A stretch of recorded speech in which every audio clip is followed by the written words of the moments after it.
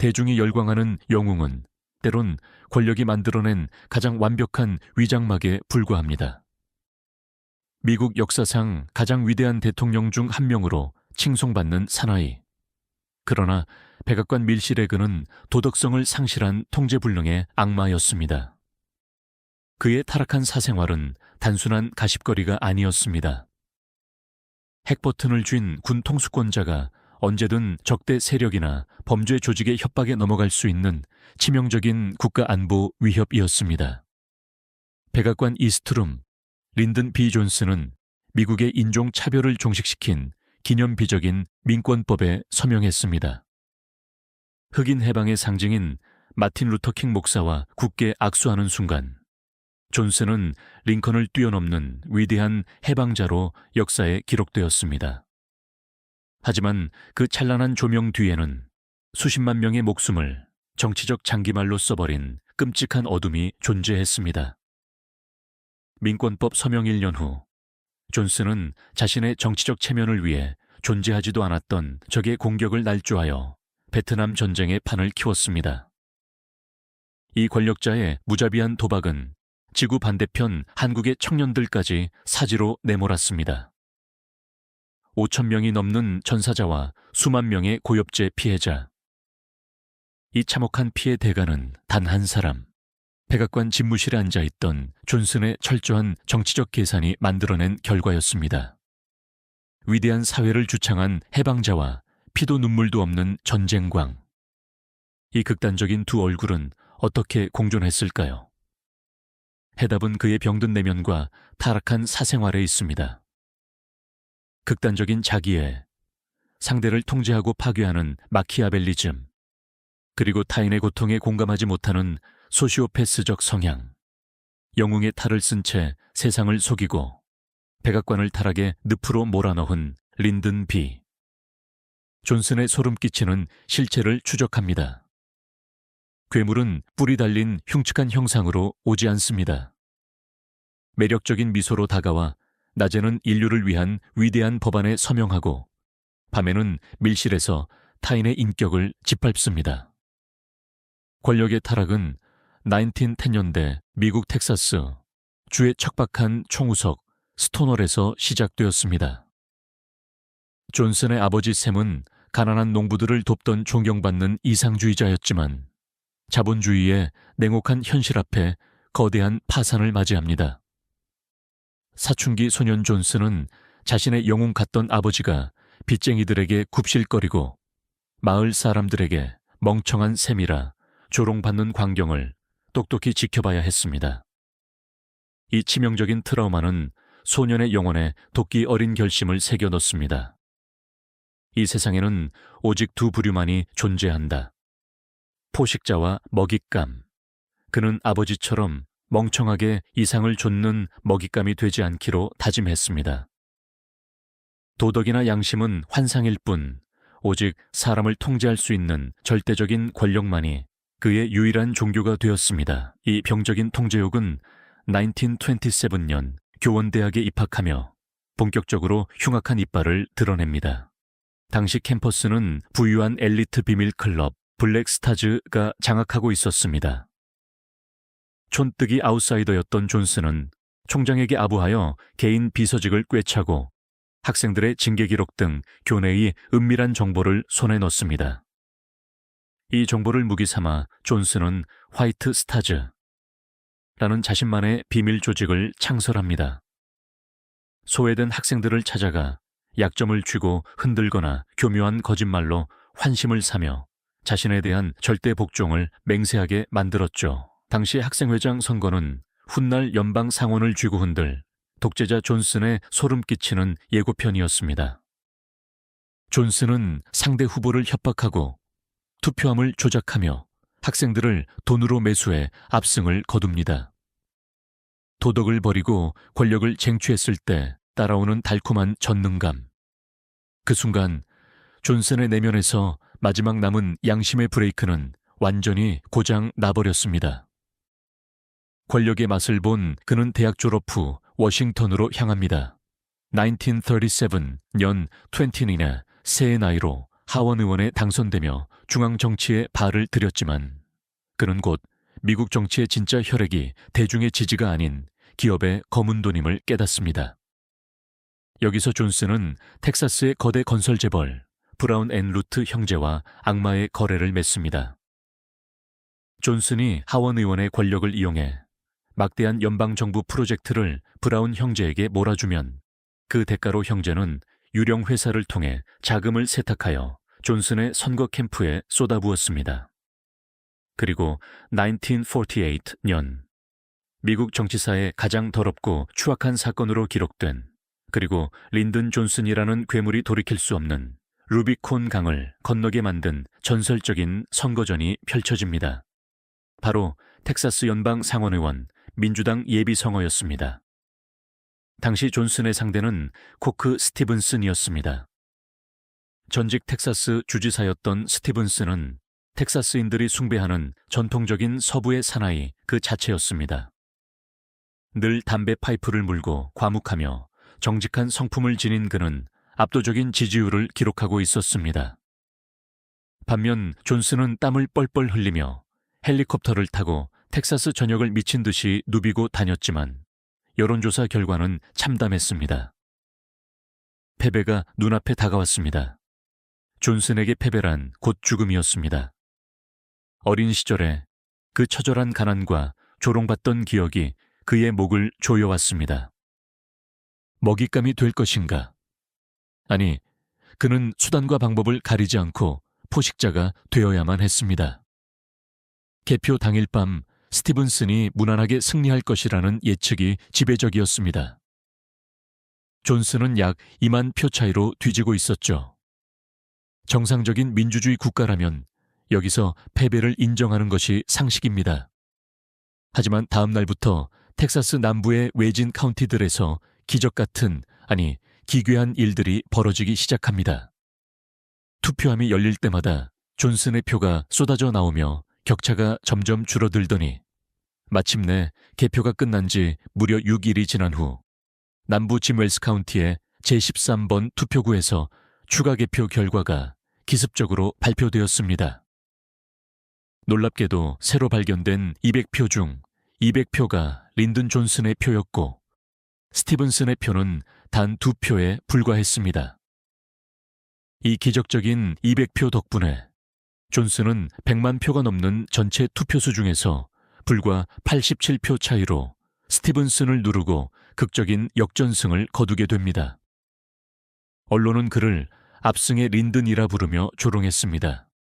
누가 보아도 명백한 조작이었습니다.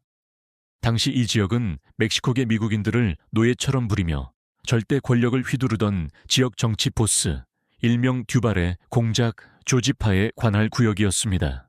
존슨의 뒷배였던 브라운 형제의 막대한 자금이 조지파의 손에 쥐어졌고 그 대가로 유령의 표가 만들어진 것입니다. 분노한 스티븐슨이 법정 소송을 제기하면서 드러난 제13번 투표구의 선거인 명부는 충격 그 자체였습니다. 마지막에 투표한 202명의 이름은 마치 누군가 사전에서 베껴 쓴 것처럼 완벽한 알파벳 순서로 적혀 있었습니다. 심지어 그들 중 상당수는 이미 수년 전에 무덤에 묻힌 죽은 사람들이거나 투표 당일 텍사스에 없었던 사람들이었습니다. 이름 옆에 적힌 서명은 단 한 사람의 필체였고 심지어 사용된 파란색 잉크의 색깔마저 똑같았습니다. 수십 년이 지난 후 당시 투표구 관리인이었던 루이스 살라스는 임종을 앞두고 충격적인 고해성사를 남겼습니다. 조지파가 나를 부르더니 존슨에게 200표가 더 필요하다고 했습니다. 우리는 선거인 명부를 펼쳐놓고 죽은 사람들의 이름을 파란색 펜으로 차례대로 적어 넣었습니다. 존슨이 선거를 훔친 것입니다. 내가 그 현장에 있었습니다. 부정선거의 증거가 세상에 폭로될 위기에 처하자 존슨은 당황하지 않고 권력의 더 높은 곳을 움직였습니다. 그는 훗날 자신이 대통령이 된 후 대법관으로 임명하게 될 젊고 유능한 변호사 에이브 포타스를 고용했습니다. 존슨의 인맥과 거대한 자본, 그리고 포타스의 교묘한 법리적 방어에 힘입어 사건은 연방 대법원까지 올라갔고 결국 대법원은 텍사스 주 민주당 내부의 문제라는 이유로 조사를 중단하라는 판결을 내립니다. 정의는 힘과 돈 앞에서 무참히 찢겨나갔습니다. 13번 투표함 사건은 미국 정치사에 남은 5점일 뿐만 아니라 린든 존슨의 심리적 붕괴를 완성한 결정적 계기였습니다. 도둑질한 87표. 그 추악한 승리는 린든 B. 존슨의 내면에 자리 잡고 있던 아주 위험한 괴물의 봉인을 완전히 해제했습니다. 1949년 존슨이 워싱턴 DC의 연방상원 의사당에 첫 발을 내디뎠을 때 그는 더 이상 빚쟁이들에게 굽실거리던 시골 농부의 아들도 선거에서 질까봐 벌벌 떨던 애송이 정치인도 아니었습니다. 그는 법과 규칙을 비웃는 법을 완벽하게 체득한 가장 위험한 형태의 포식자였습니다. 당시 미국 상원은 점잖은 노신사들의 사교 클럽과도 같았습니다. 암묵적인 서열이 존재했고 초선 의원은 뒷자리에 앉아 침묵을 지키는 것이 미덕이던 시절이었습니다. 하지만 존슨에게 기다림이란 사치였습니다. 그는 상원에 입성하자마자 권력의 지형도를 스펀지처럼 흡수했습니다. 그리고 상원을 실질적으로 지배하고 있던 남부의 거물, 조지아주 출신의 리처드 러셀 상원의원에게 목표물을 고정했습니다. 존슨의 접근법은 소름 끼치도록 교묘했습니다. 그는 자신보다 11살이나 많은 러셀에게 철저히 복종하는 착하고 충성스러운 아들의 가면을 썼습니다. 독신이었던 러셀의 외로움을 파고들어 주말마다 그를 자신의 집으로 초대해 저녁을 대접했고 그의 옷에 묻은 먼지를 털어주었으며 심지어 러셀이 어떤 법안에 관심이 있는지 밤을 새워 연구해 그가 원하는 대로 모든 자료를 대령했습니다. 러셀은 이 젊고 열정적인 텍사스 청년에게 완전히 매료되었죠. 존슨은 러셀이라는 거대한 호랑이의 등에 올라타는 데 성공했고 그 강력한 후광을 바탕으로 상원 역사상 가장 젊은 나이에 원내대표의 자리에 오르는 기적을 연출합니다.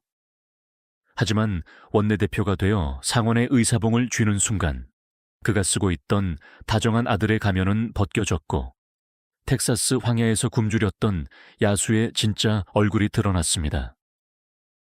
존슨이 상원을 장악하고 통제했던 그 악명 높은 방식, 정치학자들이 후대에 존슨 트리트먼트라고 명명한 이 행위는 단순한 정치적 설득이나 협상 기술이 아니었습니다. 그것은 현대 심리학의 관점에서 볼 때 완벽하게 계획된 극단적인 심리적 폭력이자 가스라이팅이었습니다. 상상해 보십시오. 키 193cm, 몸무게 100kg에 육박하는 거구의 남자가 당신을 구석으로 몰아붙입니다. 당신이 도망칠 곳은 없습니다.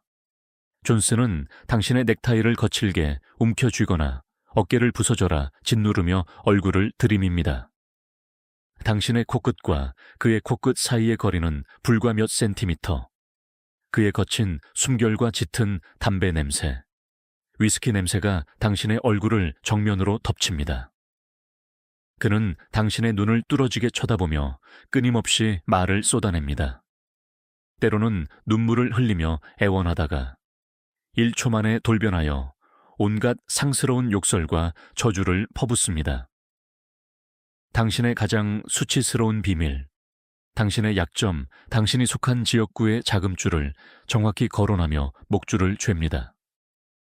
당신이 반론을 제기하려 입을 여는 순간 그의 거대한 손바닥이 당신의 가슴을 툭툭 치며 입을 막아버립니다. 이것은 대화가 아닙니다. 물리적, 심리적 공간을 완전히 짓밟아 상대방의 자아를 무너뜨리는 포식자의 사냥 방식입니다.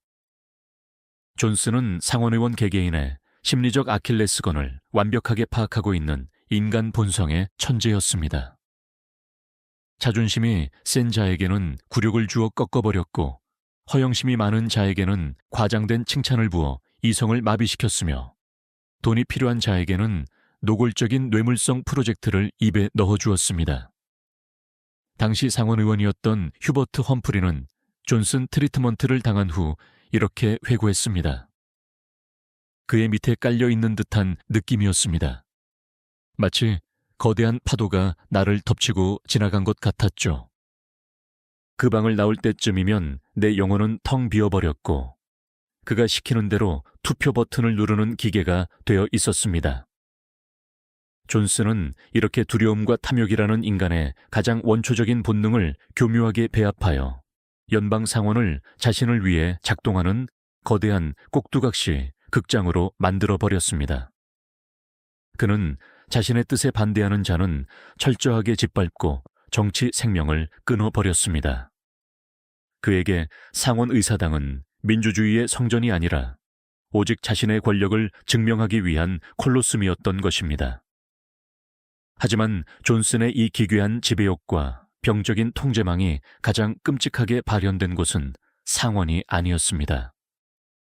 1963 년 11월 22일 댈러스에서 울려 퍼진 총성으로 존 F 케네디가 암살당하고 존슨이 에어포스 원 기내에서 피 묻은 옷을 입은 제클린 케네디를 옆에 둔 채 대통령 취임 선서를 하던 날, 마침내 세계 최강대국의 최고 권력이 이 위험한 남자의 손에 들어갔습니다. 백악관의 문이 닫히고 밀실의 장막이 쳐진 순간 린든 존슨의 어둠의 삶 요소는 미국 행정부 전체를 숨막히는 심리적 고문실로 탈바꿈시키기 시작했습니다. 우리는 흔히 대통령의 집무실을 떠올릴 때 엄숙한 타원형 방에서 훌륭한 참모들과 함께 국가의 대소사를 논의하는 지성적인 모습을 상상합니다. 그러나 린든 존슨의 백악관은 그런 상식적인 공간이 아니었습니다. 존슨의 기이하고 타락한 사생활 중에서도 역사학자와 심리학자들을 가장 경악하게 만든 것은 그가 권력을 과시하기 위해 사용했던 화장실 폭력이었습니다. 어느 날 아침 하버드 대학을 수석으로 졸업하고 국가안보 보좌관 자리에 오른 당대 최고의 지식인 맥조지 번디나 포드 자동차의 사장을 지낸 천재 국방장관 로버트 맥나마라가 대통령의 긴급한 호출을 받고 달려옵니다. 하지만 존슨이 그들을 맞이한 곳은 집무실의 소파가 아니었습니다. 존슨은 화장실 병에 앉아 배변을 하고 있었습니다. 그는 문을 활짝 열어둔 채 세계 최고의 엘리트 장관들을 화장실 문 앞에 서 있게 했습니다. 코를 찌르는 역겨운 냄새와 민망한 소리가 진동하는 그 좁고 굴욕적인 공간에서 존슨은 배변에 힘을 주며 베트남 전쟁의 폭격 계획이나 국가 예산에 대한 브리핑을 요구했습니다. 참모들이 당황하여 고개를 돌리거나 목소리를 더듬으면 존슨은 노골적으로 낄낄거리며 그들을 조롱했습니다. 때로는 샤워실에 발가벗고 들어가 참모들에게 자신을 따라 들어오라고 명령하며 물줄기 속에서 정책을 지시하기도 했습니다. 도대체 왜 세계에서 가장 강한 권력을 쥔 대통령이 이런 기괴하고 상스러운 행동을 반복했던 것일까요? 이것은 단순한 악취미나 괴짜 같은 성격의 문제가 결코 아니었습니다. 심리학에서는 이를 가치 폄하라는 고도의 정신적 학대 기법으로 분석합니다. 존슨의 내면 깊은 곳에는 치유되지 않은 거대한 열등감, 이른바 아이비리그 콤플렉스가 또아리를 틀고 있었습니다. 그는 늘 텍사스 시골 교원대학 출신이라는 꼬리표에 대한 자격지심에 시달렸습니다.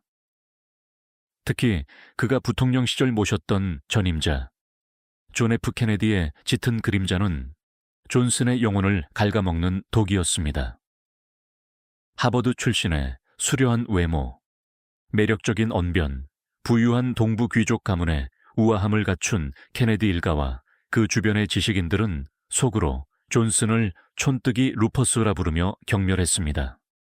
대통령이 된 존슨은 자신보다 똑똑하고 세련된 이 하버드 출신의 엘리트들이 속으로는 자신을 비웃고 있을지도 모른다는 편집증적인 불안감에 시달렸습니다. 그래서 그는 이들의 가장 중요한 자산인 지성과 품위를 박살내기로 결심한 것입니다.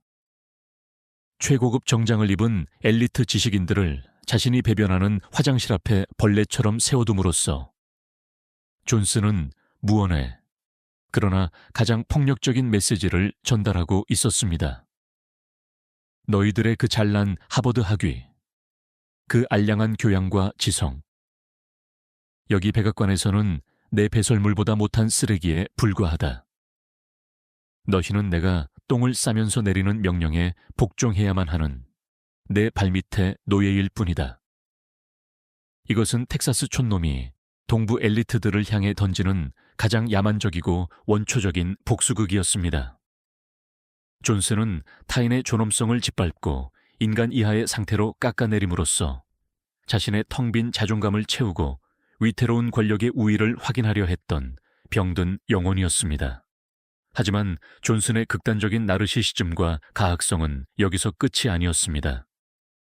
그의 기행 중에서도 가장 악명 높고 노골적인 상징은 그가 자신의 성기에 붙인 이름, 바로 전보였습니다. 정치학자들과 정의 작가들이 존슨을 묘사할 때 결코 빼놓을 수 없는 이 충격적인 에피소드들은 그가 권력을 어떻게 생물학적인 수컷의 지배욕과 동일시했는지를 적나라하게 보여줍니다. 존슨은 자신의 남성성을 과시하는 것에 병적으로 집착했습니다. 그는 사적인 자리뿐만 아니라 백악관 참모들, 의원들, 심지어 기자들이 있는 자리에서도 바지 지퍼를 내리고 자신의 은밀한 부위를 스스럼 없이 꺼내 보이곤 했습니다. 가장 유명한 일화가 있습니다. 어느 날 기자들과의 오프 더 레코드 인터뷰 자리에서 한 젊은 기자가 존슨에게 뼈아픈 질문을 던졌습니다. 대통령 각하, 우리는 도대체 왜 베트남에 군대를 보내고 있는 것입니까? 당신은 베트남 전쟁의 수렁에 점점 깊이 빠져들며 국내외의 비판이 고조되던 시기였습니다. 복잡한 지정학적 논리나 방어적인 변명을 기대했던 기자들의 눈앞에서 미국 대통령 린든 존슨은 자리에서 벌떡 일어났습니다. 그리고는 자신을 향해 쏟아지는 시선들 앞에서 거침없이 바지 지퍼를 내리더니 자신의 성기를 꺼내어 손으로 꽉 쥐고는 기자들을 향해 소리쳤습니다. 이게 바로 우리가 베트남에 있는 이유야. 이 경악스러운 장면은 무엇을 의미하는 것일까요?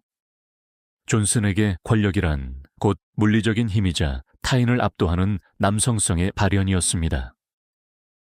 복잡하고 지적인 논쟁에서 수세에 몰릴 때면 그는 언제나 가장 원초적이고 폭력적인 방식으로 판을 뒤엎었습니다. 내가 너희들보다 더 크고 더 강하고 더 남성적이다.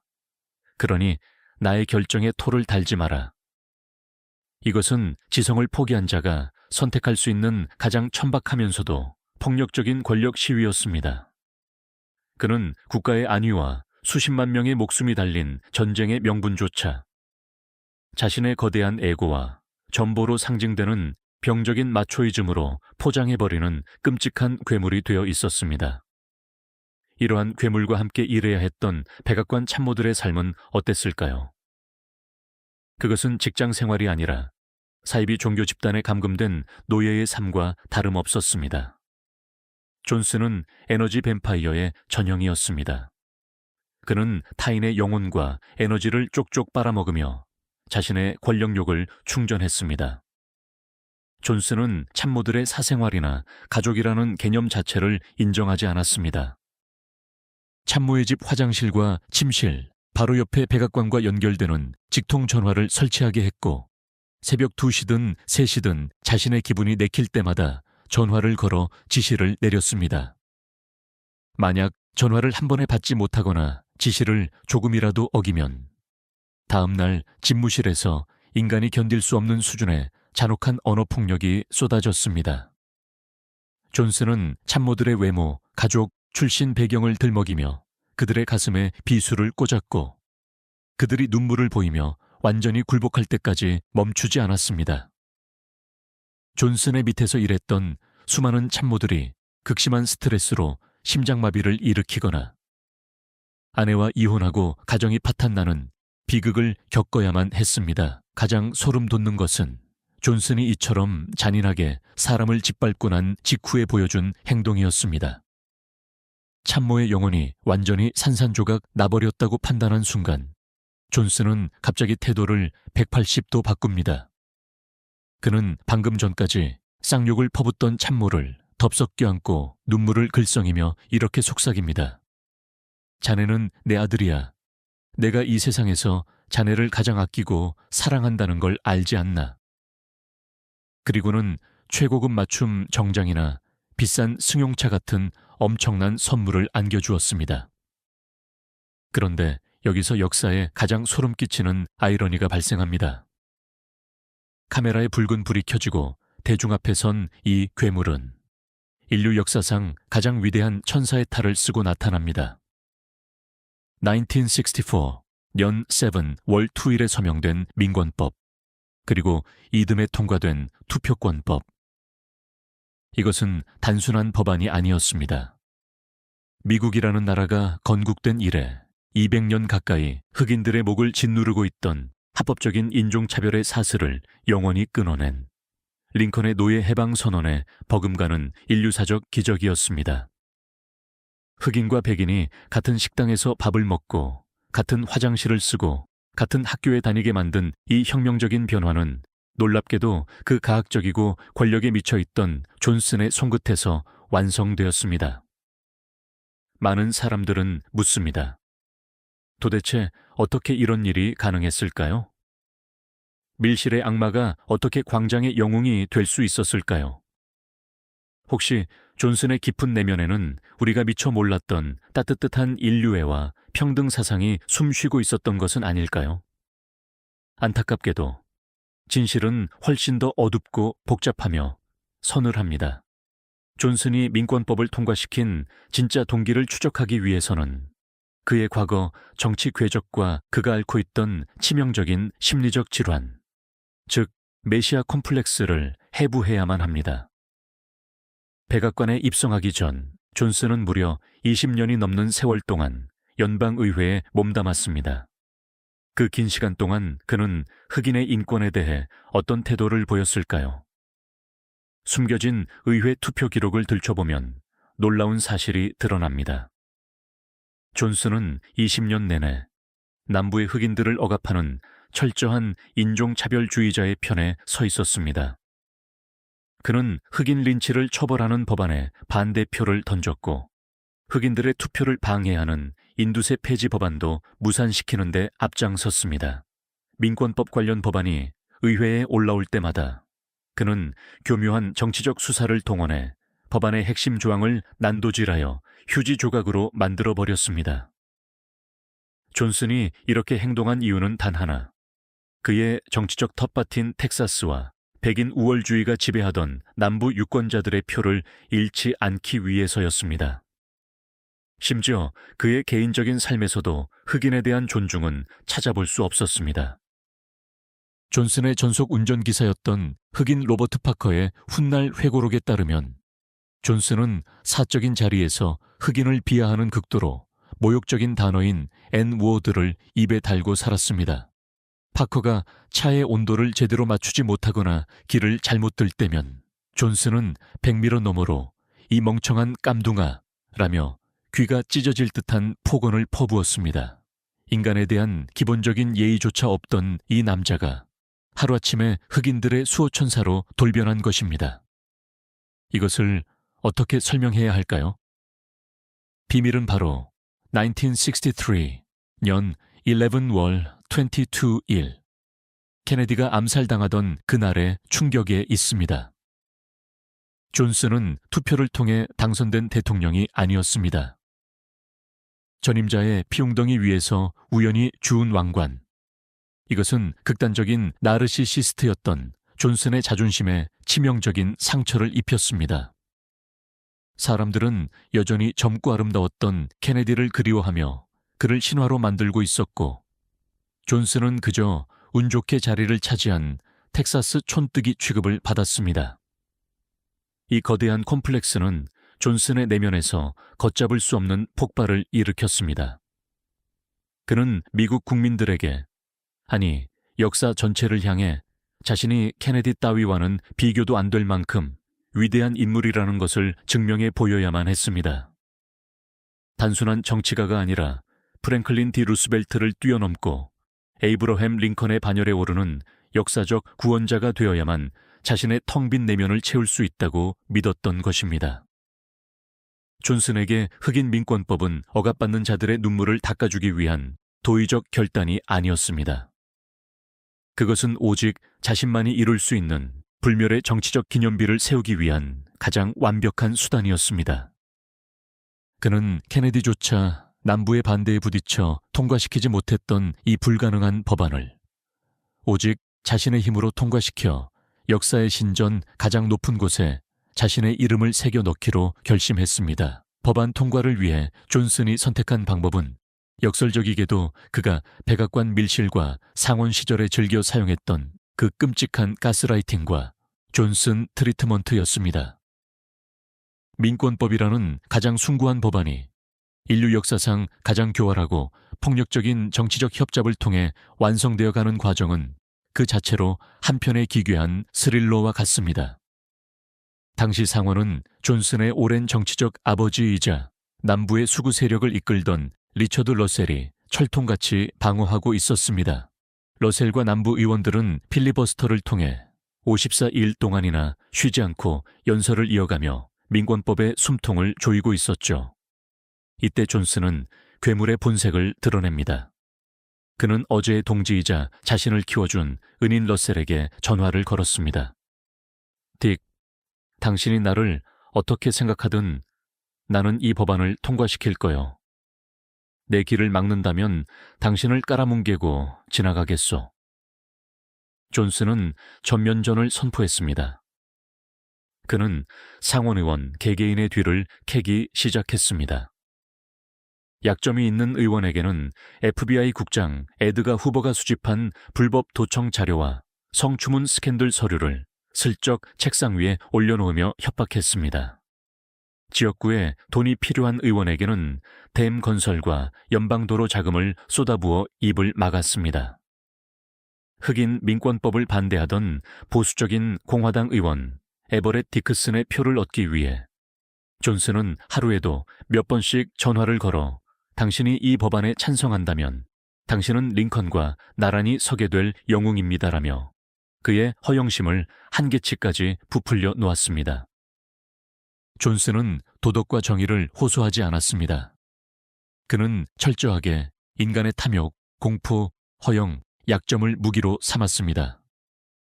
그는 짐승처럼 울부짖고 사기꾼처럼 속삭였으며 마피아처럼 협박했습니다. 그렇게 1964년 여름 존슨의 무자비한 심리적 폭력 앞에 상원의 필리버스터는 결국 무너져 내렸고 기적처럼 민권법이 의회의 문턱을 넘었습니다. 이 역설의 정점에서 우리는 인간 본성에 대한 깊은 현기증을 느끼게 됩니다. 미국 흑인들에게 자유와 평등을 안겨준 결정적인 힘은 마틴 루터 킹 목사의 성스러운 기도만도 아니었고 지식인들의 깨어있는 양심만도 아니었습니다. 그것은 권력에 굶주린 한 나르시시스트가 자신의 역사적 에고를 세우기 위해 발동시킨 가학적 통제욕과 더러운 정치적 뒷거래의 산물이었습니다. 가장 소름 돋는 통찰은 법안에 서명한 직후 존슨 본인이 남긴 한마디에 숨겨져 있습니다. 민권법에 서명한 날 밤 축제 분위기에 취한 백악관 참모들과 달리 존슨의 얼굴은 잿빛이었습니다. 그는 측근인 빌 모이어스를 돌아보며 낮고 우울한 목소리로 중얼거렸습니다. 우리는 오늘 민주당의 남부를 앞으로 한 세대 동안 잃어버렸어. 이 한마디는 존슨이 얼마나 무서운 두뇌의 소유자인지 그리고 그가 얼마나 철저하게 계산된 게임을 했는지를 증명합니다. 그는 민권법을 통과시키면 자신의 평생 지지 기반이었던 남부 백인들이 자신을 배신자로 여기고 공화당으로 돌아설 것임을, 그래서 민주당이 수십 년간 선거에서 고통받을 것임을 완벽하게 꿰뚫어 보고 있었습니다. 그럼에도 불구하고 그는 왜 이 법에 서명했을까요? 남부의 표를 잃더라도 북부의 진보 진영과 흑인들의 몰표를 가져올 수 있다는 치밀한 선거 공학적 계산. 그리고 무엇보다 지지율 몇 퍼센트 따위와는 바꿀 수 없는 링컨과 맞먹는 위대한 구원자라는 불멸의 타이틀이 그의 거대한 자아를 만족시켰기 때문입니다. 존슨에게 흑인 민권 운동가들은 자신이 역사라는 무대 위에서 스포트라이트를 받기 위해 고용한 최고의 조연 배우들에 불과했습니다. 선을 행한 동기가 가장 극단적인 이기주의였다는 이 섬뜩한 사실. 이것이 바로 우리가 린든 존슨이라는 영웅의 초상화 뒤편에서 마주하게 되는 악마의 맨얼굴입니다. 하지만 존슨의 이 병적인 메시아 콤플렉스와 지독한 승리지상주의는 국내 정치에서는 민권법이라는 위대한 기적을 낳았지만 그 시선이 국경을 넘어 아시아로 향했을 때는 인류 역사상 가장 참혹한 비극의 씨앗으로 변질되고 맙니다. 자신의 반대파를 짓밟고 측근들을 노예처럼 부리며 백악관의 밀실을 완벽하게 통제했던 통제광. 남부의 유권자들마저 자신의 역사적 명성을 위해 과감하게 제물로 바쳤던 냉혈한. 존슨은 이제 자신이 미국을 넘어 전 세계를 쥐락펴락할 수 있는 전능한 신이라고 착각하기 시작했습니다. 그의 시선이 동남아시아의 작은 나라 베트남의 늪지대를 향하고 있었습니다. 존슨은 케네디의 죽음으로 물려받은 이 찜찜한 베트남의 분쟁을 견딜 수 없었습니다. 미국 역사상 최초로 전쟁에서 패배한 대통령이라는 오명은 그의 거대한 전보와 마초적 애고가 결코 용납할 수 없는 굴욕이었습니다. 국내에서 가장 위대한 사회를 건설하는 자애로운 아버지가 되기 위해 그는 밖에서 가장 강인하고 잔인한 수컷이 되어야만 했습니다. 1964년 8월 워싱턴 DC의 여름은 덥고 끈적거렸습니다. 백악관 집무실의 공기는 에어컨이 쉴 새 없이 돌아가고 있었음에도 불구하고 숨이 막힐 듯 무거웠죠. 린든 B. 존슨의 책상 위에는 동남아시아의 지도 한 장이 펼쳐져 있었습니다. 붉은색 펜으로 그어진 선들이 얽히고 설킨 그곳 베트남. 존슨의 짙은 그림자가 드리워진 그 지도는 곧 수백만 명의 피를 빨아들이는 거대한 블랙홀이 될 참이었습니다. 존슨의 내면을 지배하던 그 끔찍한 나르시시즘과 열등감의 복합체. 밀실에서 자신의 참모들을 화장실 병이 앞에 세워두고 굴욕을 주며 권력을 확인하던 그 병적인 마초 콤플렉스가 이제 국경을 넘어 세계 지도 위로 뻗어나가고 있었습니다. 당시 존슨의 영혼을 갉아먹고 있던 가장 큰 공포는 무엇이었을까요? 공산주의의 확산? 자유민주주의의 위기? 아니었습니다. 그것은 바로 내가 미국 역사상 최초로 전쟁에서 패배한 겁쟁이 대통령으로 기록될지도 모른다는 뼛속 깊은 두려움이었습니다. 그는 암살당한 전임자 존 F. 케네디의 망령에 시달리고 있었습니다. 케네디는 쿠바 미사일 위기에서 소련과 맞서 싸워 이긴 강인한 냉전의 전사로 추앙받고 있었죠. 존슨은 하버드 출신의 그 잘생긴 전임자보다 자신이 훨씬 더 크고 강하고 남성적인 지도자임을 증명해야 한다는 강박증에 사로잡혀 있었습니다. 존슨에게 베트남은 자신의 무너진 자존심을 세우고 거대한 애고를 증명하기 위한 무대였습니다. 자신이 결코 나약한 텍사스 촌뜨기가 아니라는 것을, 공산주의자들을 잔인하게 짓밟아버릴 수 있는 가장 강력한 수컷이라는 것을 역사를 향해 소리치고 싶었던 것입니다. 하지만 문제가 있었습니다. 미국이라는 민주주의 국가에서 대통령 마음대로 다른 나라에 군대를 수십만 명씩 파병할 수는 없었습니다. 의회의 승인과 국민의 압도적인 지지가 필요했죠. 더구나 1964년은 대통령 선거가 있는 해였습니다. 어떻게 하면 평화롭게 텔레비전을 보고 있는 미국 국민들을 자극해 총을 들게 만들 수 있을까요?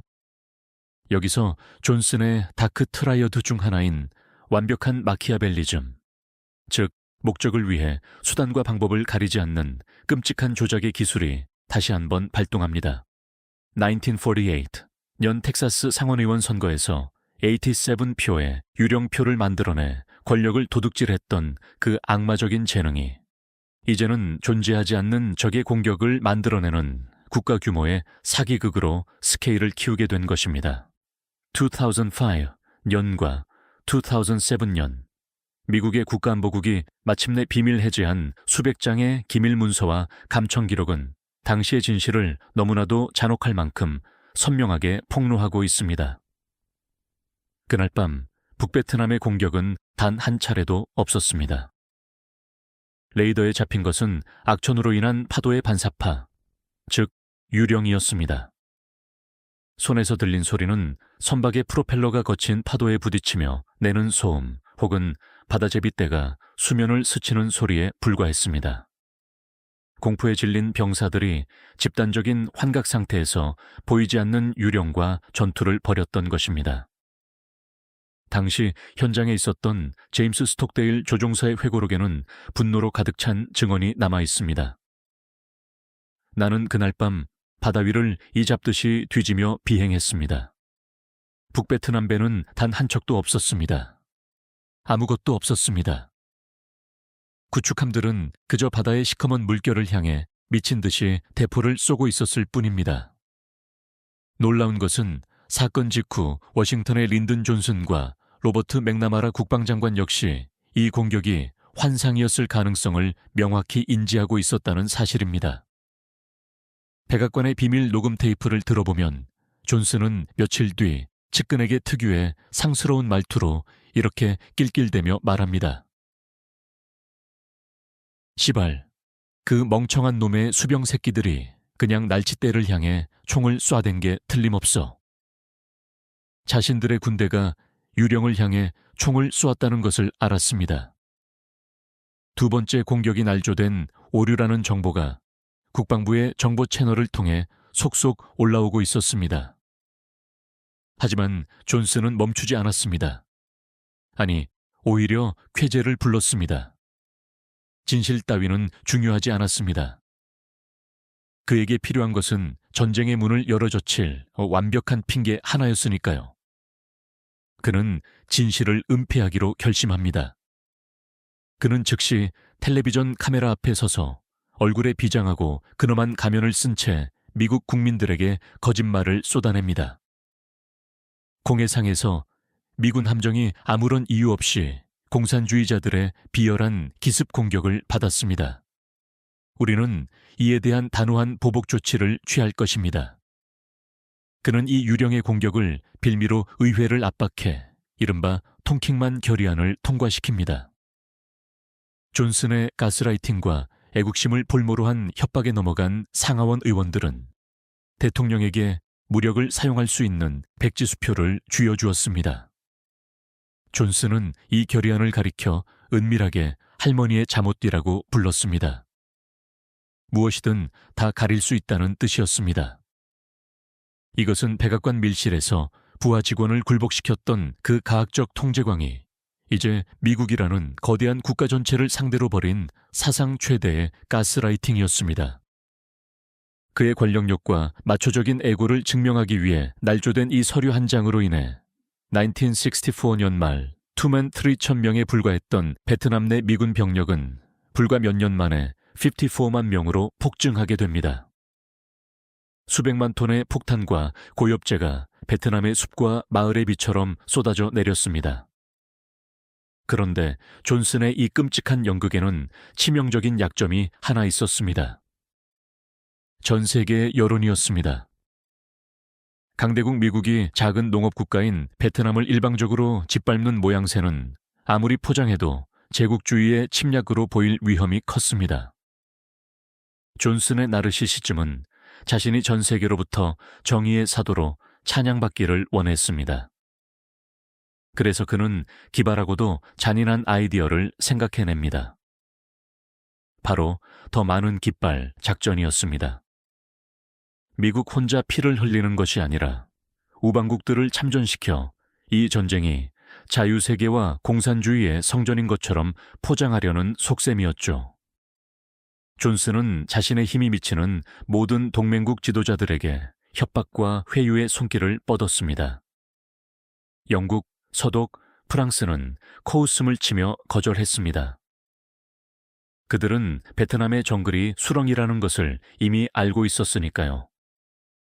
하지만 지구 반대편, 미국의 승인이 없이는 하루도 체제를 유지하기 힘들었던 가난한 나라. 1961년 군사 쿠데타로 정권을 잡은 후 미국의 눈치를 보며 경제개발에 목말라 있던 나라. 바로 박정희 대통령이 이끌던 대한민국이 존슨의 레이더망에 완벽한 사냥감으로 포착됩니다. 이 지점에서 우리는 한 국가의 절대적인 빈곤과 다른 국가 지도자의 맹목적인 탐욕이 만났을 때 빚어지는 피비린내 나는 비극의 본질을 목격하게 됩니다. 존슨은 백악관에서 참모를 짓밟을 때 사용했던 인간의 가장 취약한 급소, 바로 공포와 결핍을 찌르는 심리전을 박정희 대통령에게 그대로 적용했습니다. 1964년과 1965년 무렵 한국의 상황은 절망적이었습니다. 1인당 국민소득은 $100를 겨우 넘는 세계 최빈국 중 하나였고 거리는 굶주림의 냄새로 가득했습니다. 박정희 정권은 정당성을 확보하기 위해 경제 성장이라는 기적이 미친 듯이 필요했습니다. 하지만 자본은 턱없이 부족했고 미군의 안보 우산 없이는 당장 내일이라도 북한의 침공에 무너질지 모른다는 극도의 불안감에 시달리고 있었습니다. 존슨은 이러한 한국의 숨통을 정확히 쥐고 있었습니다. 존슨이 한국의 파병을 이끌어낸 방식은 동맹국 간의 정중한 요청이 아니었습니다. 그것은 조폭 보스의 삥뜯기에 가까운 협박이었습니다. 미국 고위 관리들은 비밀리에 청와대를 방문해 노골적인 메시지를 던졌습니다. 만약 한국이 베트남에 전투부대를 보내지 않는다면 린든 존슨 대통령은 휴전선에 주둔하고 있는 주한미군 2개 사단 중 일부를 빼내어 베트남으로 돌릴 수밖에 없습니다. 그렇게 되면 한국의 안보는 누가 책임질 수 있겠습니까? 이것은 박정희 정권의 심장을 겨눈 비수였습니다. 미군이 철수한다면 한국의 안보는 무너지고 외국 자본은 썰물처럼 빠져나갈 것이며 겨우 시작한 경제개발 계획은 공중분해될 것이 뻔했습니다. 선택의 여지가 없었습니다. 아니, 오히려 박정희 대통령은 이 참혹한 벼랑 끝 협박을 거꾸로 역이용하여 한국의 운명을 건피 묻은 도박판에 모든 것을 걸기로 결심합니다. 좋다. 우리 젊은이들의 피를 팔겠다. 대신 그 대가로 한국 경제의 기초를 세울 막대한 달러와 차관, 그리고 미국 시장을 내어달라. 이른바 브라운 각서로 대변되는 한미 간의 처절하고도 잔혹한 피해 계약이 성사되는 순간이었습니다. 존슨은 자신의 정치적 체면을 세워줄 32만 명의 한국군이라는 거대한 용병을 얻었고 박정희는 주한미군 유지 보장과 함께 한국군 현대화 비용, 베트남 내 미국의 건설 및 용역 사업권, 그리고 막대한 경제 원조라는 생명줄을 얻어냈습니다. 이것은 인류를 구원하겠다는 이념 전쟁이 아니었습니다. 존슨의 애고와 박정희의 경제개발이라는 각자의 절박한 욕망이 교환된 가장 냉혹하고 마키아벨리적인 거래일 뿐이었습니다. 하지만 이 정치적 거래의 서류 밑바닥에는 가장 무겁고 비극적인 영수증이 깔려 있었습니다. 워싱턴과 서울의 최고 권력자들이 펜대를 굴리며 이익을 셈하고 있을 때 그 지옥 같은 거래의 값을 온몸으로 치러야 했던 것은 다름 아닌 이름 없는 한국의 평범한 청년들이었기 때문입니다. 한 치 앞도 보이지 않는 정글. 섭씨 40도를 오르내리는 폭염 속에서 20대 초반에 앳된 한국 병사 하나가 진흙투성이 참호 속에 웅크려 있습니다. 고향에 두고 온 늙으신 어머니와 가난에서 벗어나기 위해 쥐어준 파병수당 몇 푼을 떠올리며 그는 두려움에 떨고 있습니다.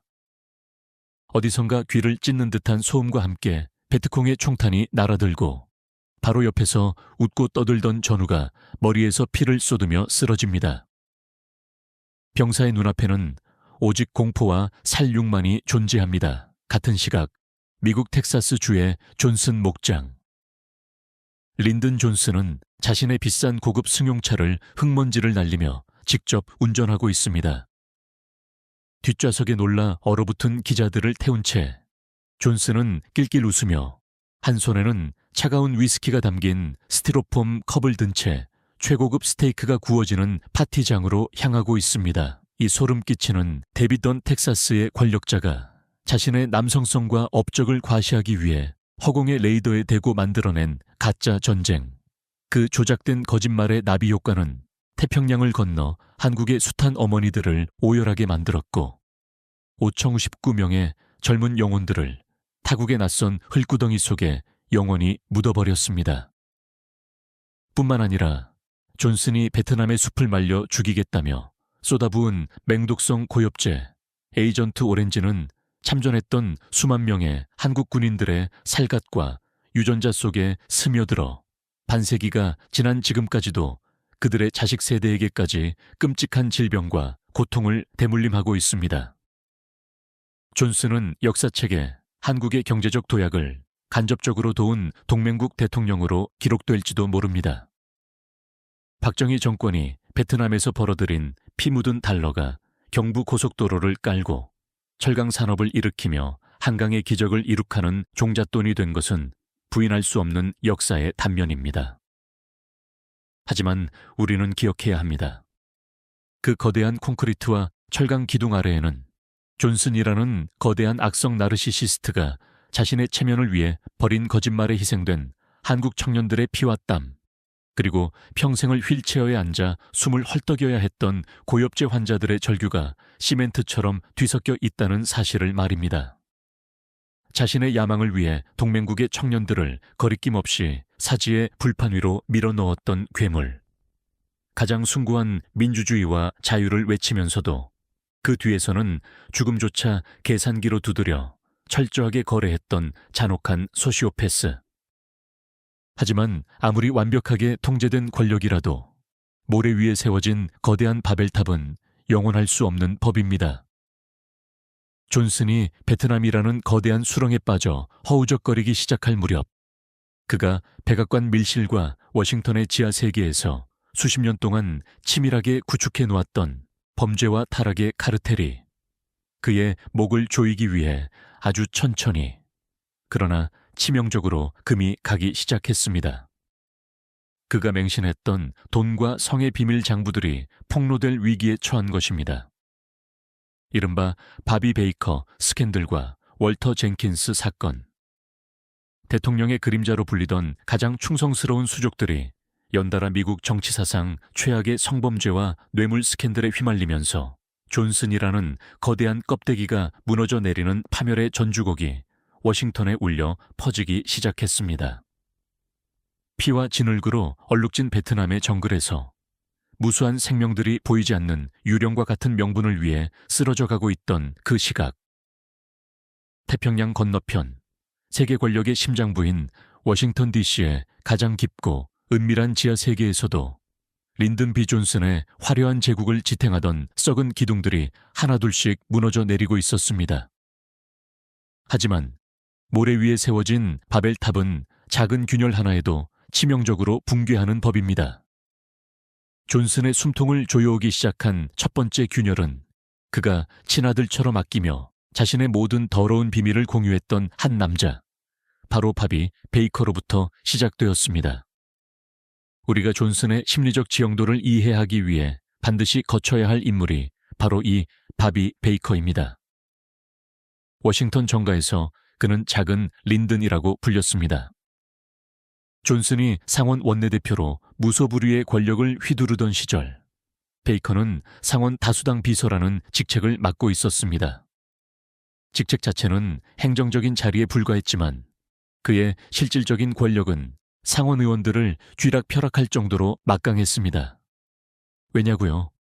그가 바로 존슨의 수구먼이자 더러운 심부름꾼이었기 때문입니다. 두꺼운 벨벳 커튼이 처진 어두운 실내, 최고급 시가, 연기가 자욱하게 깔린 그곳에서는 매일 밤 워싱턴의 진짜 권력들이 모여들었습니다. 상원 의원들, 거대 군수산업체의 로비스트들, 그리고 텍사스의 석유 재벌들이 샴페인 잔을 부딪혔습니다. 그리고 그들 곁에는 언제나 최고급 드레스를 입은 아름다운 여성들, 즉 워싱턴의 고위층만을 상대하는 고급 콜걸들도 함께 자리하고 있었습니다. 이 쿼럼 클럽은 단순한 유흥업소가 아니었습니다. 이곳은 존슨의 정치적 자양분을 공급하는 심장이었습니다. 베이커는 이곳에서 방산업체와 건설업자들로부터 막대한 현금 뇌물을 긁어모았습니다. 이 돈은 세탁을 거쳐 존슨의 선거 자금이나 개인 금고로 흘러 들어갔죠. 더 무서운 것은 정보였습니다. 존슨과 베이커는 이 클럽에서 벌어지는 정적들의 은밀한 성생활과 부패의 증거를 샅샅이 수집했습니다. 이 치명적인 약점들은 훗날 존슨이 반대파 의원들을 압박하고 자신의 법안을 통과시킬 때 가장 강력한 가스라이팅의 무기로 사용되었습니다. 존슨은 손에 피 한 방울, 흙먼지 하나 묻히지 않고 베이커라는 충견을 통해 워싱턴의 지하 생태계를 완벽하게 지배했던 것입니다. 존슨은 입버릇처럼 말했습니다. 나게는 2명의 딸이 있지만 만약 내게 아들이 하나 있었다면 그건 무조건 바비 베이커였을 거야. 베이커 역시 존슨을 맹목적으로 추종하며 그를 위해 어떤 불법적인 일도 서슴지 않았습니다. 나르시시스트 존슨과 그에게 기생하는 조력자 베이커. 이 완벽해 보이던 공생관계는 존슨이 부통령 시절이던 1963년 가을, 베이커의 비리 의혹이 언론과 의회의 수사망에 걸려들면서 처참하게 파탄나고 맙니다.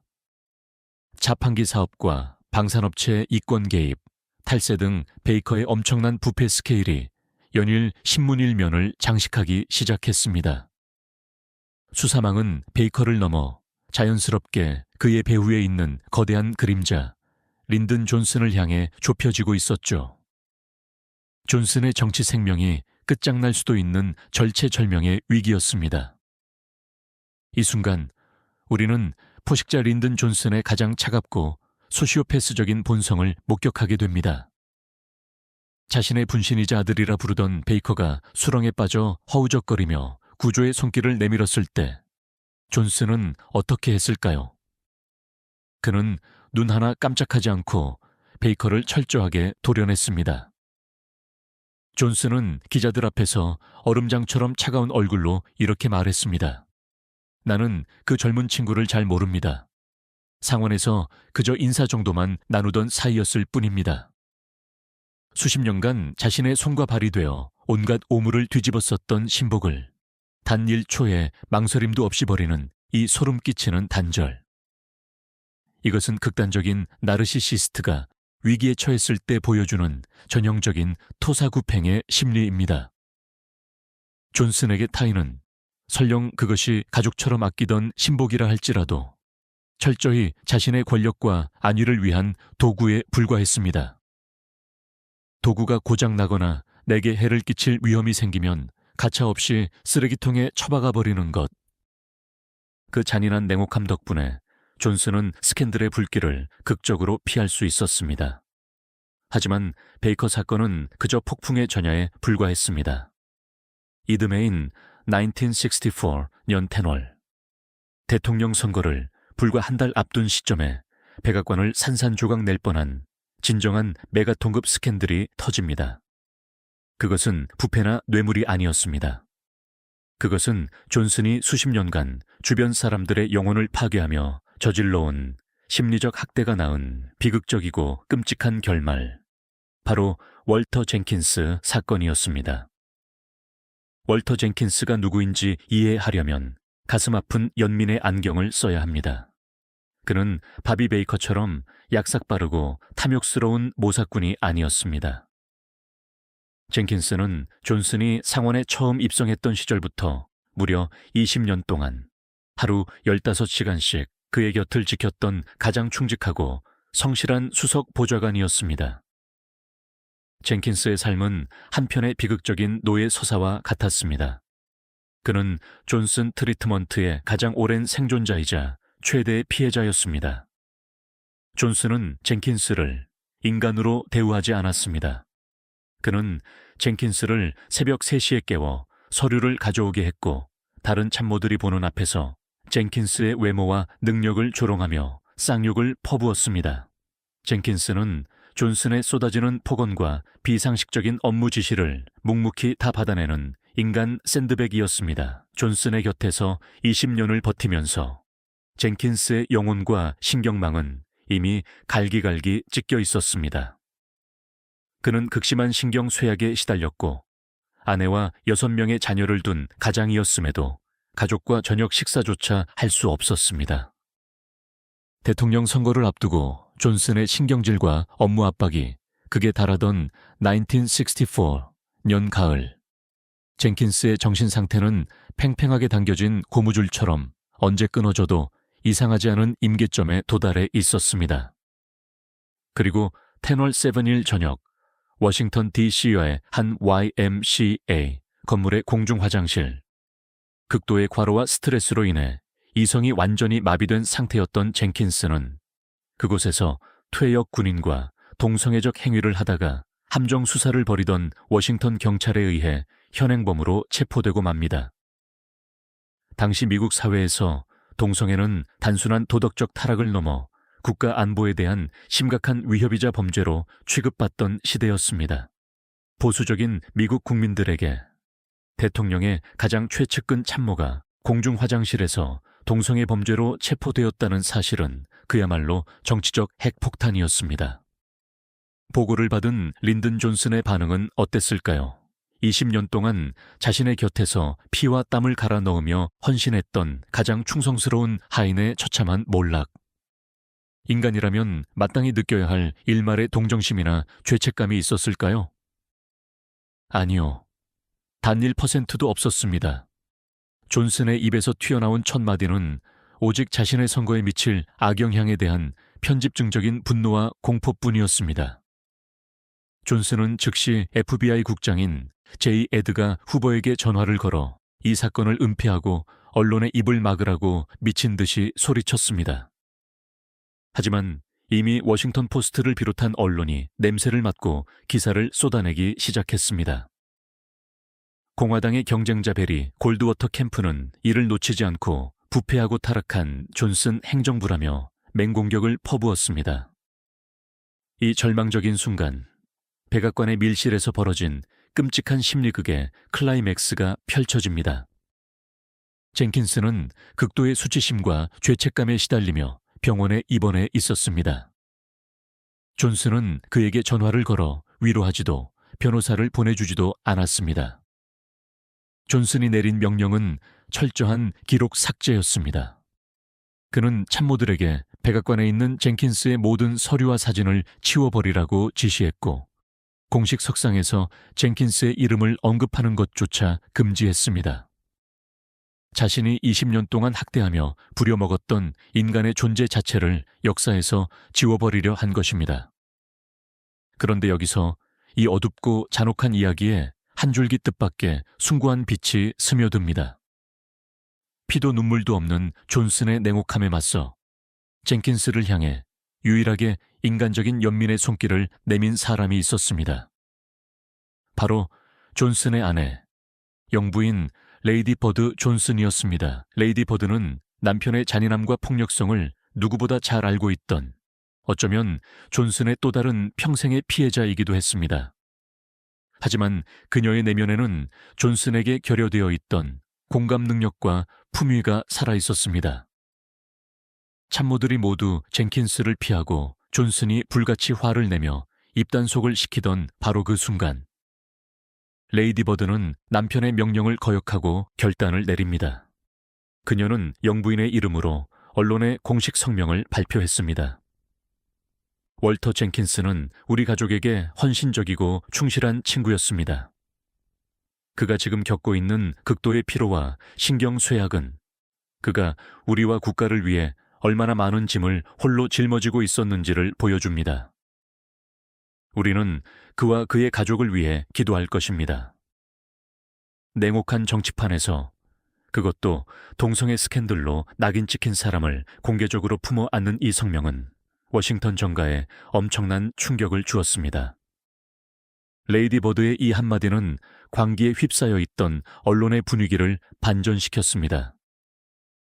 사람들은 젠킨스를 타락한 범죄자가 아니라 권력의 폭압 아래서 부서져 버린 불쌍한 희생자로 바라보기 시작했습니다. 심지어 보수적인 유권자들조차 영부인의 자비로운 태도에 감명을 받았고, 스캔들은 존슨의 선거에 치명타를 입히지 못한 채 가라앉았습니다. 존슨은 선거에서 역사적인 압승을 거두며 대통령에 당선되었습니다.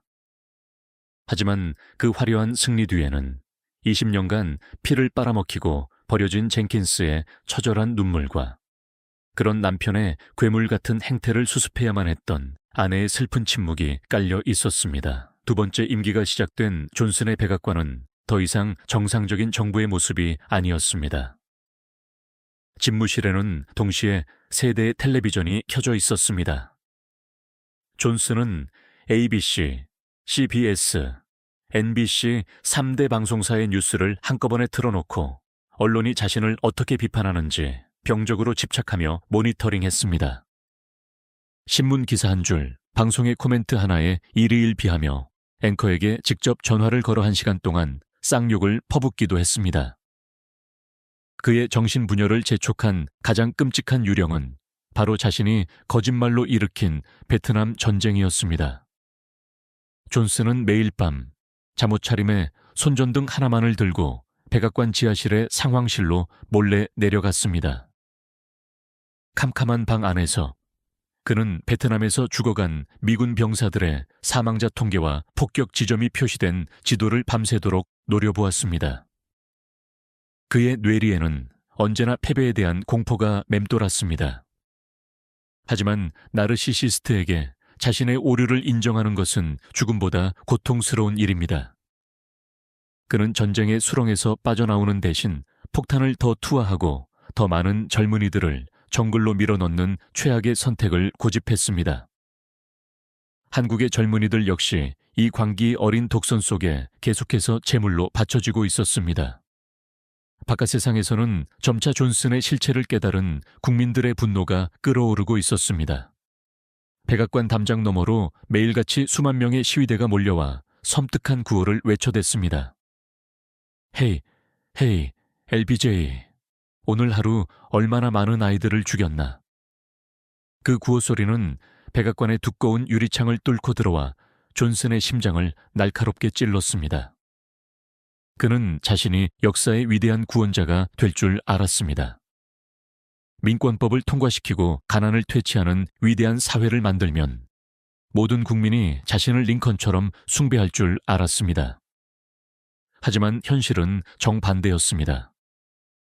대학생들은 그를 살인마라 부르며 저주했고 그가 해방시켜 주었다고 믿었던 흑인들조차 도시의 빈민가에서 폭동을 일으키고 있었습니다. 존슨은 철저히 고립되었습니다.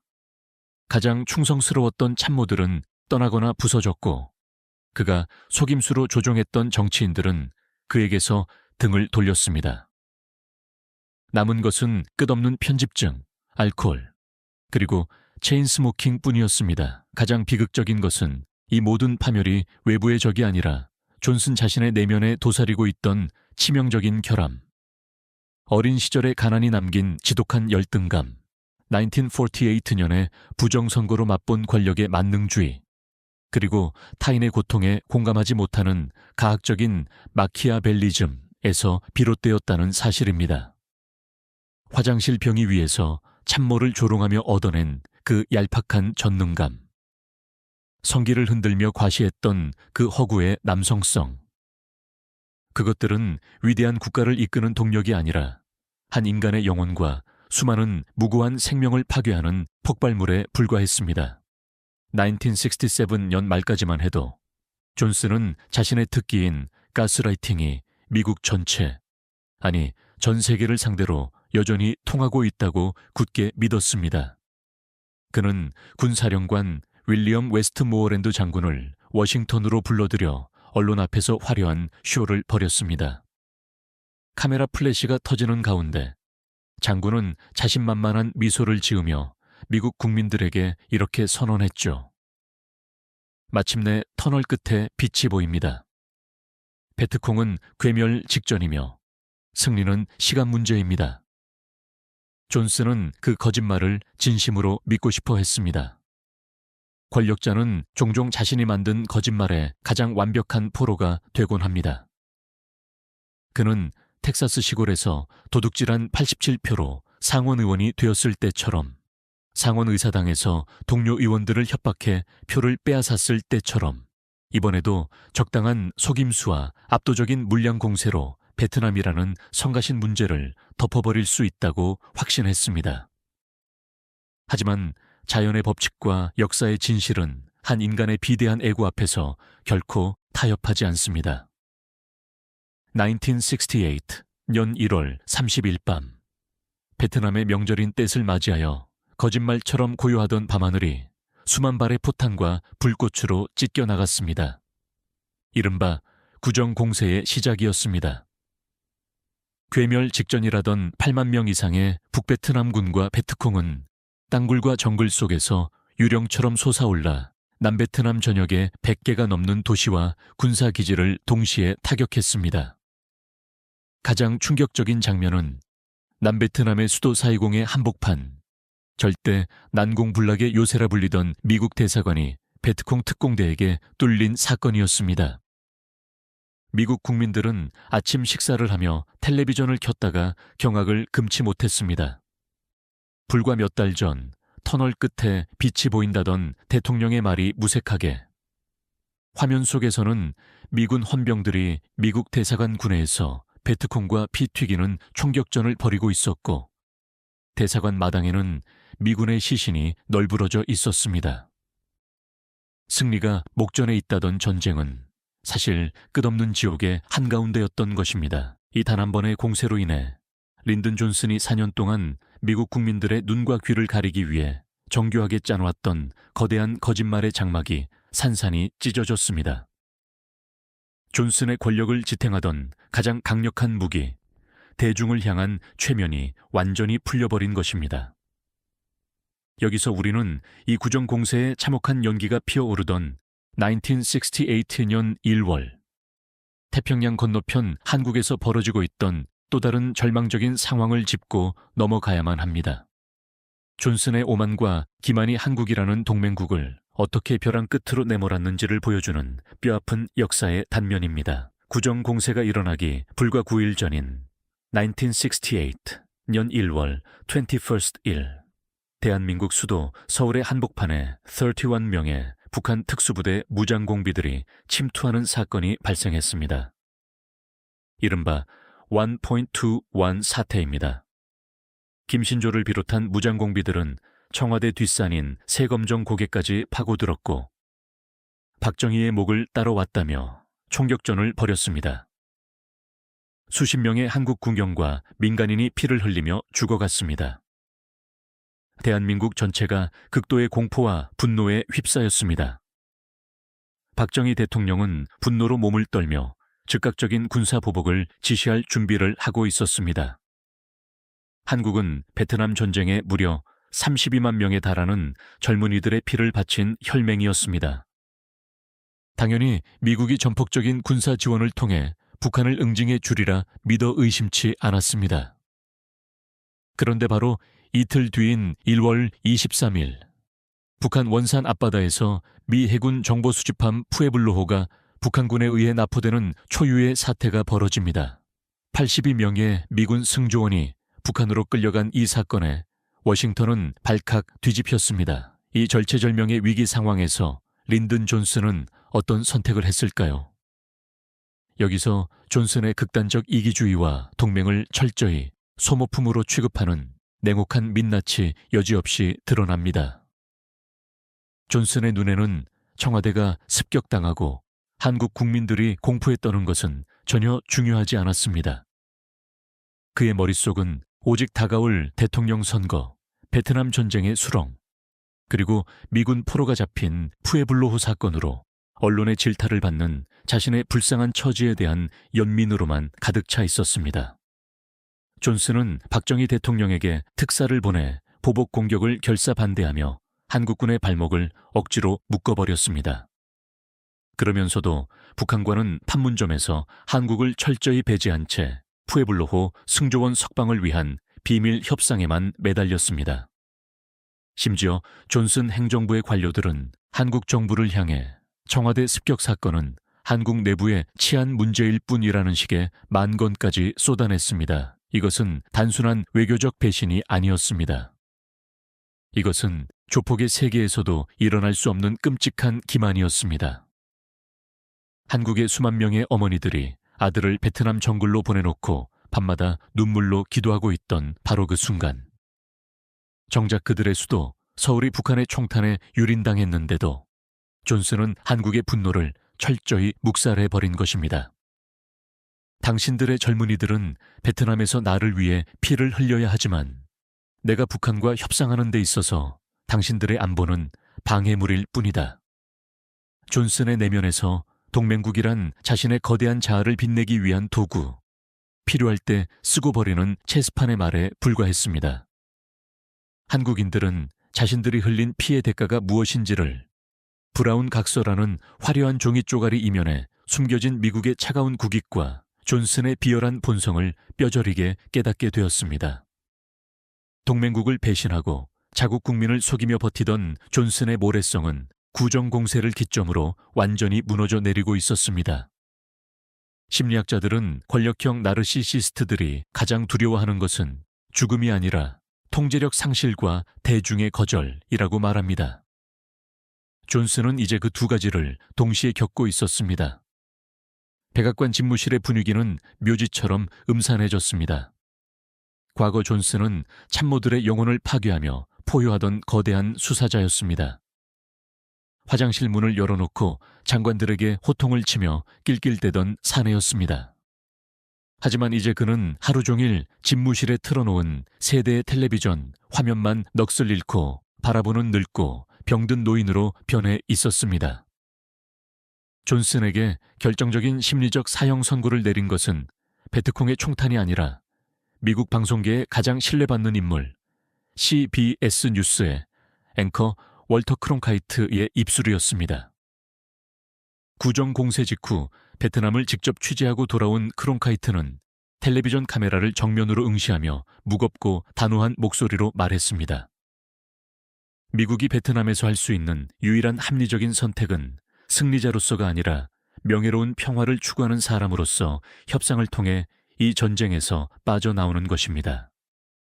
우리는 지금 수렁에 빠져 있습니다. 이 방송을 지켜보던 존슨은 리모컨을 툭 떨어뜨리며 측근에게 중얼거렸습니다. 크론카이트를 잃었다면 미국의 중산층을 모두 잃은 것이다. 그 순간 존슨은 깨달았습니다. 자신이 평생을 바쳐 연마해온 그 완벽한 가스라이팅, 매수, 협박, 그리고 눈속임의 마술이 이제는 누구에게도 통하지 않는다는 사실을 말입니다. 그의 정신분열 증세는 극에 달했습니다. 밤마다 그는 심한 악몽에 시달렸습니다. 그는 측근들에게 자신이 우드로 윌슨 대통령의 환영을 본다고 털어놓았습니다. 윌슨은 뇌졸중으로 쓰러져 백악관 침대에 반신불수로 누워 아내의 치맛자락 뒤에 숨어 권력을 잃어버렸던 비운의 대통령이었습니다.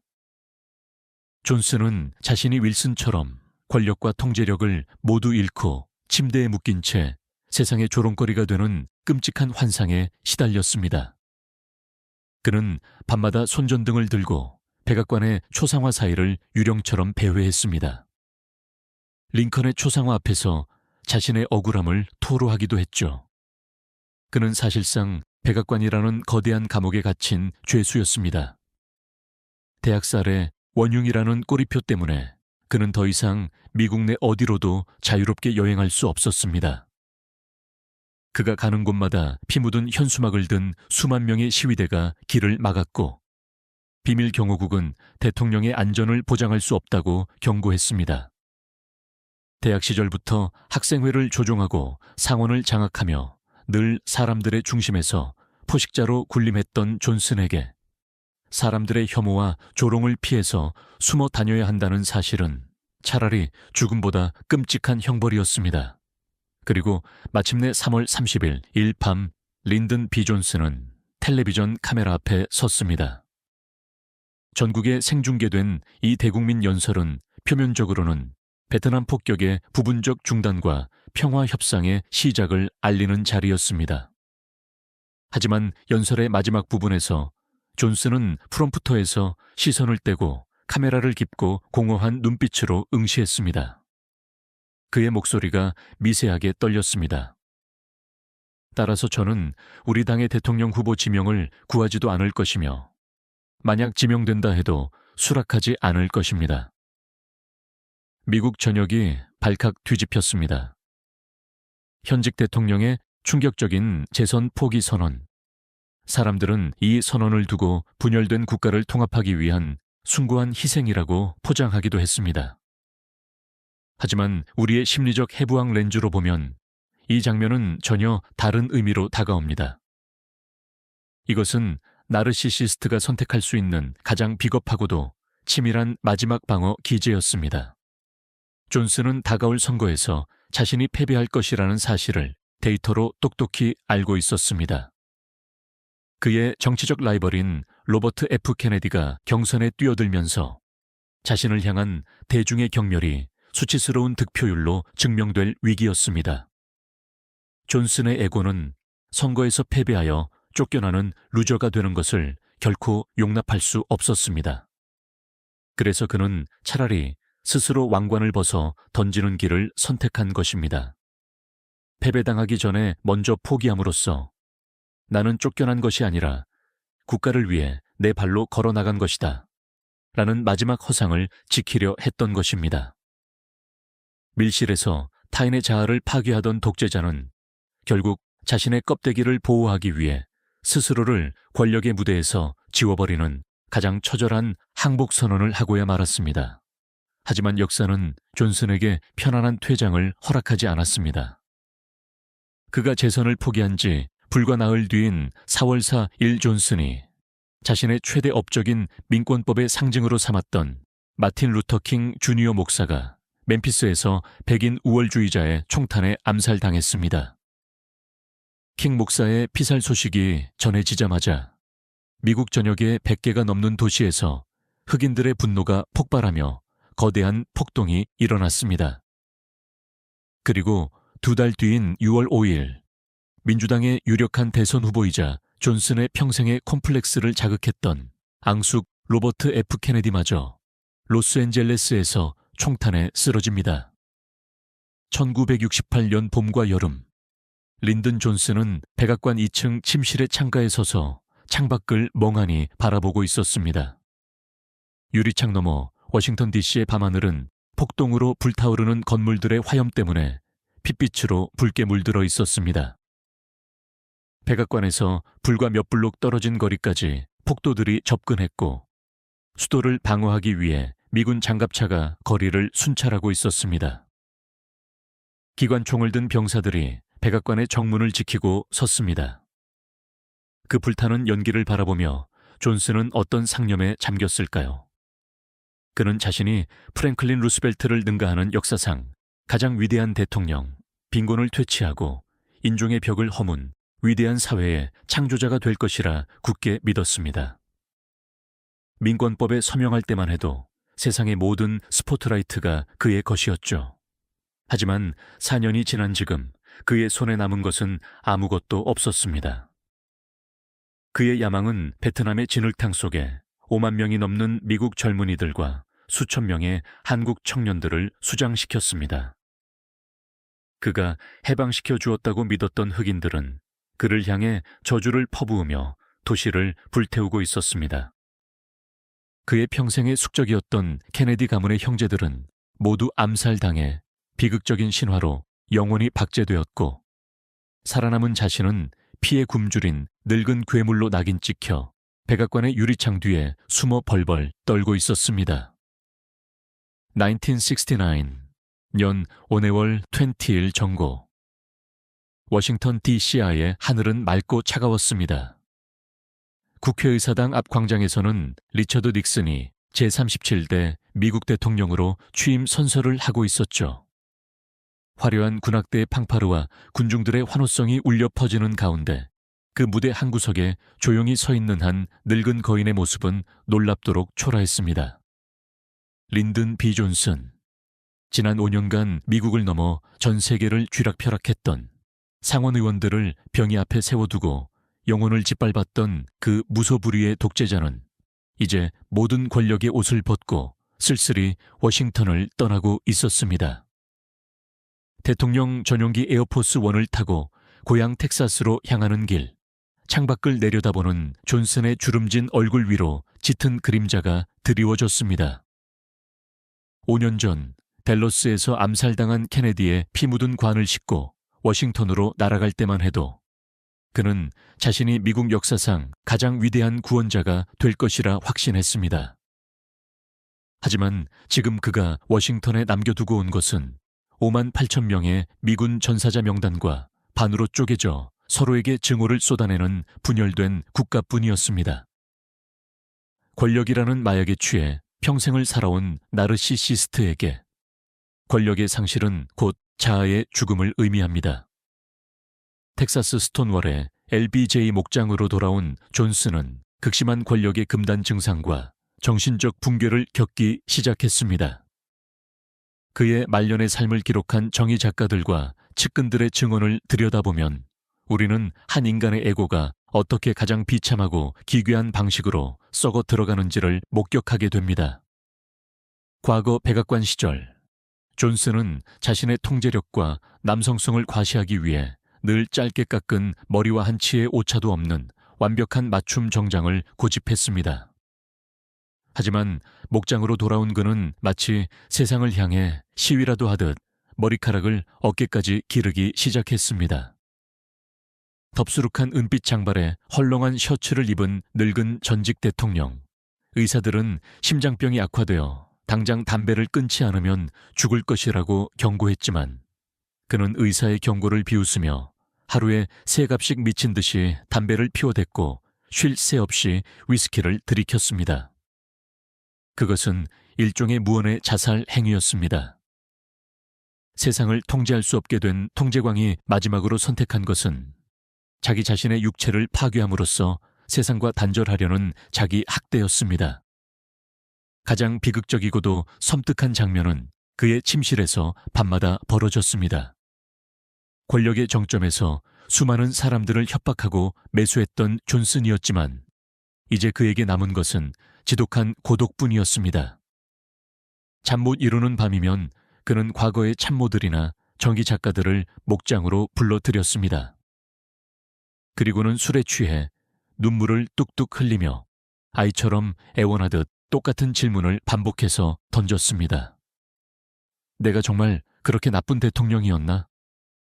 내가 흑인들을 위해 얼마나 많은 일을 했는데, 내가 이 나라의 가난한 사람들을 위해 얼마나 노력했는데, 그들은 왜 나를 미워하는 건가? 역사가 나를 어떻게 평가할 것 같나? 이 처절한 질문 속에는 권력을 잃은 독재자의 영원한 비극이 담겨 있습니다. 그는 타인의 영혼을 부수고 통제하는 데는 천재였지만 자신이 사지로 몰아넣은 수십만 청년들의 피와 어머니들의 눈물에는 끝내 공감하지 못했습니다.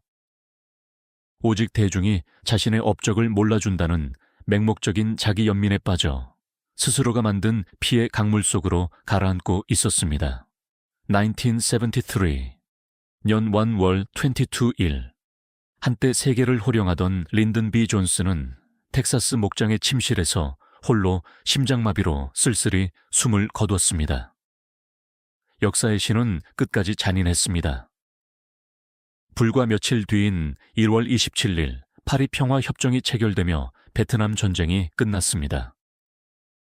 존슨은 자신이 시작한 지옥의 끝을 보지 못한 채 영원한 패배자의 낙인이 찍힌 채 눈을 감았습니다. 반세기가 지난 지금 우리는 왜 이 늙은 권력자의 추악한 이면을 기억해야 할까요?